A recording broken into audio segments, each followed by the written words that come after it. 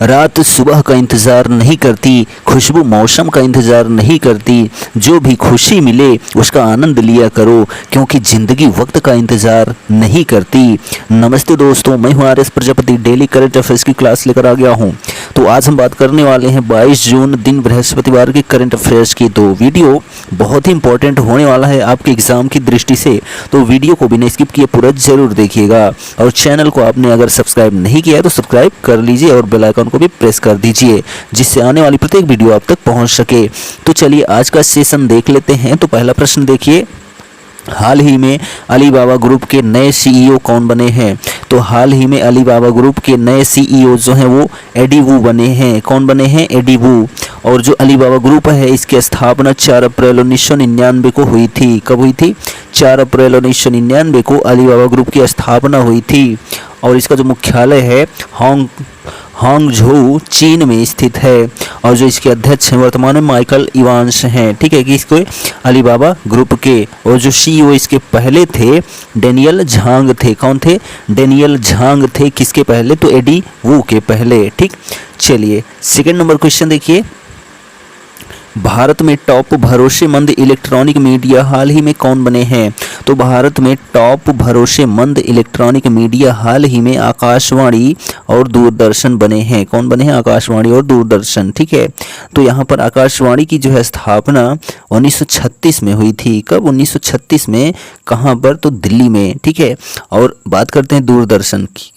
तो दूरदर्शन की जो है स्थापना और खोज, तो खोज जो है वो 15 सितंबर 1959 को हुई थी। कहाँ पर? तो दिल्ली में। ठीक, तो ये दोनों को बिंदु आप याद रखेंगे। थर्ड नंबर क्वेश्चन देखिए कि नया एशियाई शॉटपुट रिकॉर्ड हाल ही में किसने बनाया है? तो नया एशियाई शॉटपुट रिकॉर्ड हाल ही में जो है तजिंदर पाल सिंह तूर ने बनाया है। किसने? तजिंदर पाल सिंह तूर ने जो है नया एशियाई शॉटपुट रिकॉर्ड हाल ही में बनाया है। ठीक, और तजिंदर पाल सिंह तूर ने पुरुषों की शॉटपुट में अपना राष्ट्रीय रिकॉर्ड तोड़ा है, वो भी इंटर स्टेट चैंपियनशिप 2023 में 21.77 मीटर थ्रो के साथ एक नया एशियाई रिकॉर्ड बनाया है। उन्होंने अपना ही राष्ट्रीय रिकॉर्ड 21.49 मीटर जो फेंका था उसको इन्होंने इस इंटर चैंपियनशिप में जो है तोड़ दिया है। ठीक है, इंटर स्टेट चैंपियनशिप में इन्होंने तोड़ दिया है। ठीक है, अपने पुराने रिकॉर्ड को। यह थ्रो जो है उन्हें 2023 एशियाई खेलों में स्वर्ण जीतने का प्रबल दावेदार बनाया है। इस थ्रो के साथ जो है उन्होंने अब वर्ल्ड एथलेटिक्स चैंपियनशिप के लिए भी क्वालिफाई कर लिया है। ठीक है, तो गोला फेंक में जो है तूर ने यह रिकॉर्ड बनाया है। चलिए नेक्स्ट क्वेश्चन देखिए, यहाँ पर फोर्थ नंबर है कि मुंबई में आयोजित राष्ट्रीय विधायक सम्मेलन 2023 में क्षेत्रीय विकास कार्य में सर्वश्रेष्ठ योगदान देने के साथ प्रगतिशील कार्यों के लिए सदन में सबसे ज़्यादा आवाज़ बुलंद करने वाले श्रेणी में देश के सर्वश्रेष्ठ विधायक के रूप में किन्हें सम्मानित किया गया है? तो डॉक्टर शकील अहमद को। किसको? डॉक्टर शकील अहमद, जो कि बिहार के हैं। और बिहार के जो मुख्यमंत्री वर्तमान में हैं नीतीश कुमार हैं। और इस सम्मेलन में देश भर के जो है 75 विधायकों को सम्मानित किया गया है। ठीक, चलिए फिफ्थ नंबर क्वेश्चन है, किन्हें साहित्यिक कार्यों और विपरीत परिस्थितियों में उनके संकल्प तथा सकारात्मक दृष्टिकोण के लिए प्रतिष्ठित जर्मन बुक ट्रेड का शांति पुरस्कार 2023 से सम्मानित किया गया है? तो सलमान रुश्दी को। किसको? सलमान रुश्दी, जो कि साहित्यिक कार्यों के लिए उनके और विपरीत परिस्थितियों में उनके संकल्प तथा सकारात्मक दृष्टिकोण के लिए जो है प्रतिष्ठित जर्मन बुक ट्रेड का शांति पुरस्कार 2023 से सम्मानित किया गया है। किसको? तो सलमान रुश्दी को। ठीक है, और इनकी प्रमुख पुस्तकों के बारे में जान लेते हैं। तो जो प्रमुख पुस्तकें हैं, मिडनाइट्स चिल्ड्रेन जो कि 1981 में लिखी थी और बुकर पुरस्कार से भी सम्मानित किए गए थे इस रचना पर। द सैटेनिक वर्सेज 1988 में लिखी थे। द गोल्डन हाउस 2017 में। शालीमार द क्लाउन 2005 में के। तो यह जो है बहुत ही इम्पोर्टेंट रचनाएं हैं किनकी? तो सलमान रुश्दी की। ठीक, चलिए 6 नंबर क्वेश्चन है, बहुराष्ट्रीय शांति स्थापना संयुक्त अभ्यास एक्स खान क्वेस्ट 2023 कहाँ आयोजित हुआ है? तो बहुराष्ट्रीय शांति स्थापना संयुक्त अभ्यास एक्स खान क्वेस्ट 2023 मंगोलिया में आयोजित हुआ है। कहाँ पर? मंगोलिया में, ठीक है। और जो मंगोलिया है उसकी कैपिटल उलानबतोर है, ठीक है। और वो जो मुद्रा है मंगोलियाई तुगरिक है। और जो राष्ट्रपति हैं सखी यागिन एल्बेग दोर्ज हैं, राष्ट्रपति कहाँ के? मंगोलिया के। 7 नंबर क्वेश्चन है कि नेशनल टाइगर कंजर्वेशन अथॉरिटी ने नौरादेही और वीरांगना दुर्गावती सेंचुरी को मिलाकर बने टाइगर रिजर्व को किस राज्य के 7वें और देश के 54वें टाइगर रिजर्व के रूप में गठन की मंजूरी दी गई है? तो मध्य प्रदेश के जो है नेशनल टाइगर कंजर्वेशन अथॉरिटी ने नौरादेही और वीरांगना दुर्गावती सेंचुरी को मिलाकर बने टाइगर रिजर्व जो है मध्य प्रदेश राज्य के 7वें और देश के 54वें टाइगर रिजर्व के रूप में गठित की मंजूरी दी गई है, ठीक। चलिए नेक्स्ट क्वेश्चन देखिए यहाँ पर। और सबसे ज़्यादा बाघों की संख्या भी जो है कहाँ पर है? तो मध्य प्रदेश में ही है। 8वां नंबर क्वेश्चन है कि पहली बार गोवा में अक्टूबर 2023 में आयोजित होने वाले 37वें राष्ट्रीय खेल के आधिकारिक शुभंकर का नाम क्या है?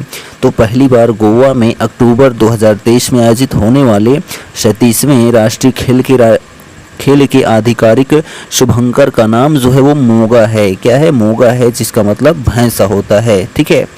और यह जो खेल है 37वां राष्ट्रीय खेल पहली बार मार्शल आर्ट यानी गतका को भी शामिल किया गया है 37वें राष्ट्रीय खेल में, ठीक। चलिए 9 नंबर क्वेश्चन है चीनी ताइपे हंग एनत्जू और लिन यूपेई को हराकर किस भारतीय जोड़ी ने नैनटेस अंतर्राष्ट्रीय बैडमिंटन चैलेंज 2023 महिला युगल खिताब जीता है?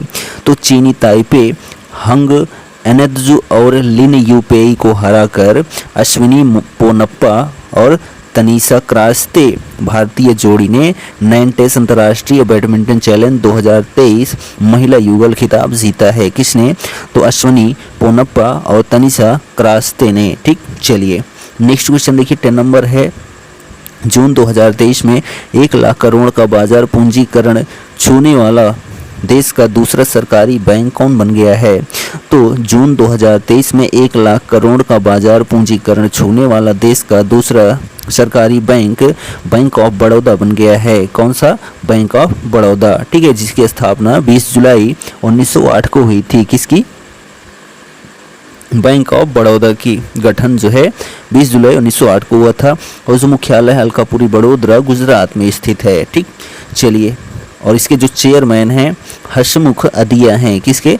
बैंक ऑफ बड़ौदा के, ठीक। चलिए 11 नंबर क्वेश्चन है किस केंद्रीय मंत्री ने हरियाणा राज्य में करीब 3700 करोड़ रुपए की सड़क परियोजनाओं को शिलान्यास किया है? तो नितिन गडकरी ने, ठीक है। किसने? केंद्रीय मंत्री, ठीक है, सड़क परिवहन मंत्री नितिन गडकरी ने हरियाणा राज्य में करीब 3700 करोड़ रुपए की सड़क परियोजनाओं का शिलान्यास किया है। किसने? नितिन गडकरी ने, ठीक। तो यह बिंदु भी आप याद रखेंगे। और जो हरियाणा है, हरियाणा के मुख्यमंत्री मनोहर लाल खट्टर हैं और बंडारू दत्तात्रेय जो हैं वो राज्यपाल हैं। कहाँ के? हरियाणा के, ठीक। चलिए 12 नंबर क्वेश्चन है कि हाल ही में रिपोर्ट के अनुसार जो है जन औषधि योजना ने नागरिकों को लगभग कितने हजार करोड़ रुपए बचाने में मदद की है? तो जन औषधि योजना के तहत जो है नागरिकों को जो पैसे बचाने में मदद मिली है 20,000 करोड़, ठीक है। कितना? 20,000 करोड़, ठीक है। और यह जो जन औषधि योजना है प्रधानमंत्री जन औषधि योजना भारत के प्रधानमंत्री द्वारा 23/4/2018 को घोषित एक योजना है। 2014-15 में जन औषधि योजना का नाम बदलकर प्रधानमंत्री भारतीय जन औषधि परियोजना कर दिया गया। इस योजना में सरकार द्वारा उच्च गुणवत्ता वाली जेनरिक दवाइयों के दाम बाजार मूल्य से कम किए जा रहे हैं। किसके अंतर्गत? जन औषधि योजना के अंतर्गत, ठीक। चलिए 13 नंबर क्वेश्चन है किसने भुवनेश्वर में यानी उड़ीसा भुवनेश्वर में इंटर स्टेट एथलेटिक्स चैंपियनशिप में गोला फेंक में नया एशियाई रिकॉर्ड बनाया है? तो तजिंदर पाल सिंह तूर ने। इसके पहले हम लोगों ने देख लिया है। चलिए 14 नंबर क्वेश्चन है कि खादी ग्रामोद्योग आयोग का कारोबार पिछले 9 वर्ष में कितने प्रतिशत की वृद्धि हुई है? तो खादी ग्रामोद्योग आयोग का कारोबार पिछले 9 वर्षों में 332%, ठीक है, कितना 332% की जो है वृद्धि दर्ज की गई है। ठीक, और जो खादी और ग्रामोद्योग आयोग अधिनियम 1956 के तहत भारत सरकार द्वारा जो है खादी और ग्राम आयोग की स्थापना की गई थी और इसका मुख्यालय मुंबई में है और जो अध्यक्ष हैं श्री मनोज कुमार हैं, किसके, खादी और ग्रामोद्योग उद्योग के। ठीक है, चलिए 15 नंबर है कि किस देश ने 63,969 करोड़ रुपए से अधिक मूल्य के 17,35,286 मीट्रिक टन समुद्री भोजन का निर्यात करके समुद्री खाद्य का सर्वकालिक उच्च निर्यात हासिल किया है? तो भारत देश ने। ठीक है, किसने? भारत देश ने। 16 नंबर क्वेश्चन है, सोलर अल्ट्रावायलेट इमेजिंग टेलीस्कोप का निर्माण किसके द्वारा किया गया है? तो सोलर अल्ट्रावायलेट इमेजिंग टेलीस्कोप का निर्माण जो है IUCAA के द्वारा किया गया है। किसके द्वारा? तो IUCAA यानी कि inter university centre for astronomy and astrophysics के द्वारा। ठीक है, चलिए 17 नंबर क्वेश्चन है कि किसके द्वारा हमारी भाषा हमारी विरासत नामक प्रदर्शनी का उद्घाटन किया गया है? तो मीनाक्षी लेखी के द्वारा। किसके? मीनाक्षी लेखी के द्वारा जो है हमारी भाषा हमारी विरासत नामक प्रदर्शनी का उद्घाटन किया गया है। किसके द्वारा? मीनाक्षी लेखी के द्वारा। भारत के राष्ट्रीय अभिलेखागार में हमारी भाषा हमारी विरासत प्रदर्शनी भारत की विविध भाषाओं द्वारा बुने गए सांस्कृतिक टेपेस्ट्री के लिए एक वसीयतनामा के रूप में है और पीढ़ियों के लिए इस अमूल्य भाषाई विरासत की सराहना और संरक्षण के लिए एक मंच के रूप में कार्य करती हैं। ठीक है, चलिए नेक्स्ट क्वेश्चन है 18 नंबर। हाल ही में इंटेल और किस देश ने 32.8 बिलियन डॉलर चिप प्लांट समझौते पर हस्ताक्षर किए हैं? तो हाल ही में जो है इंटेल और जर्मनी ने, किसने? इंटेल और जर्मनी देश ने जो है 32.8 बिलियन डॉलर चिप प्लांट समझौते पर हस्ताक्षर किए हैं। किसने? तो इंटेल और जर्मनी ने। ठीक है, तो यह बिंदु भी आप याद रखेंगे। और यहाँ पर बात करते हैं इंटेल की।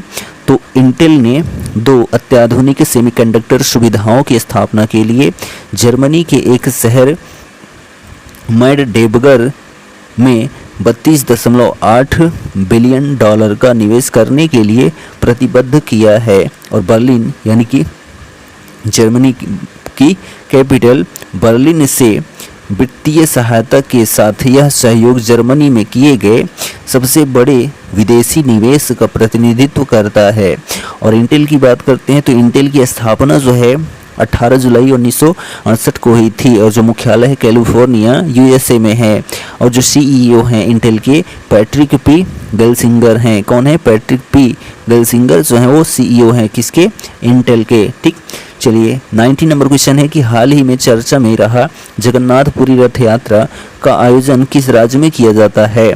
तो हाल ही में चर्चा में रहा जगन्नाथपुरी रथ यात्रा का आयोजन जो है वो उड़ीसा राज्य में किया जाता है। कहाँ पर? उड़ीसा राज्य में जो है जगन्नाथपुरी की यात्रा निकाली जाती है। और जगन्नाथपुरी रथ यात्रा जो है उड़ीसा के पुरी शहर में मनाया जाने वाला एक वार्षिक त्यौहार है। इसका एक समृद्ध इतिहास है जो सदियों पुराना है। माना जाता है कि इस त्यौहार की उत्पत्ति तब हुई जब भगवान जगन्नाथ की बहन देवी सुभद्रा ने पुरी जाने की इच्छा व्यक्त की थी। ठीक, चलिए 20 नंबर क्वेश्चन है और लास्ट क्वेश्चन है कि प्रत्येक वर्ष 22 जून को कौन सा दिवस मनाया जाता है? तो प्रत्येक वर्ष 22 जून को विश्व वर्षा वन दिवस मनाया जाता है। क्या मनाया जाता है? विश्व वर्षा वन दिवस, यानी कि वर्षा से उत्पन्न जो वन होते हैं उनके लिए विशेष रूप से यह दिन आयोजित किया जाता है। और विश्व वर्षा वन दिवस प्रतिवर्ष दिनांक 22 जून को मनाया जाता है।